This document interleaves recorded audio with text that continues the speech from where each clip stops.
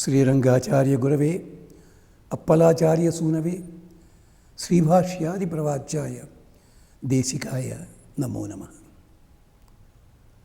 వెనకటికి భగవద్బంధులారా, ఒక ఆవిడ 10 మంది పిల్లల్ని వేసుకుని ఒక మామూలు గూడ్స్ ట్రైన్ కాదు, మామూలు ట్రైన్ ఎక్కింది. అది ప్రతి చోట ఆగిపోతుంది. వాళ్ళేమో నాకు అది కొనిపెట్టింది ఏం చేసేస్తున్నారు, పేడ్చి పెడుతున్నారు. ఆ టైంలో పక్కా ఆవిడ అందుట, సగం మంది పిల్లల్ని ఇంట్లో వదిలి రాపోయావమ్మా అని చెప్పి. ఈ మహాతల్లి సిగ్గుపడిపోయి, పిన్ని గారు వీళ్ళు నన్ను వదిలిపెట్టి ఉండరు, అందుకని నేను అదే పని చేసి వచ్చానండి. అంటే 10 మంది పిల్లల్ని ఇంకా ఉన్నారు. మాఘవైభవం లాంటి వాటిల్లో ఎంత తక్కువ చెప్పుకుందాం అనుకున్నా ఎక్కువగా అనిపించినా ఎన్నో మిగిలిపోతుంటాయి.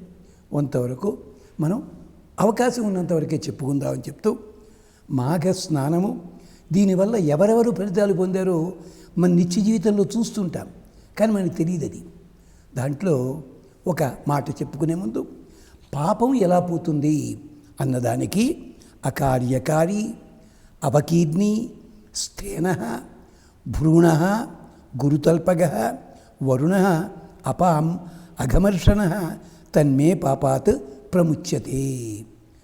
మనం కొన్ని పాపాలు చేస్తాంట, అది వరుణదేవుడు తొలగిస్తాడు స్నానం చేత. అందుకనే ఇప్పటికి ప్రాచీన దేవాలయాల్లో కూడా ఎవరైనా ప్రమాణం చేయడానికి వస్తే, పూజ కోసం వస్తే, స్నానం చేసావా, చేసిరా, తడి బట్టలు తోడరా, ఇలాంటివి దక్షిణాదిని కేరళలో, మైసూరు ప్రాంతాల్లో ఇప్పటికి ఉన్నాయి. ఎందుకది? అకార్యకారి. నువ్వు ఎక్కడెక్కడో పనులు చేశావు. ఆఖరికో మహానుభావుడు కోట్లు సంపాదించి ఇంటి కమ్మోడులో కూడా బంగారంతో 20 కిలోల బంగారంతో లక్ష్మీ విగ్రహం పెట్టుకున్నాడు మహానుభావుడు. వాడు అకార్యకారి. తప్పు కదండి అది. ఏం చేస్తాం? అకార్యకారి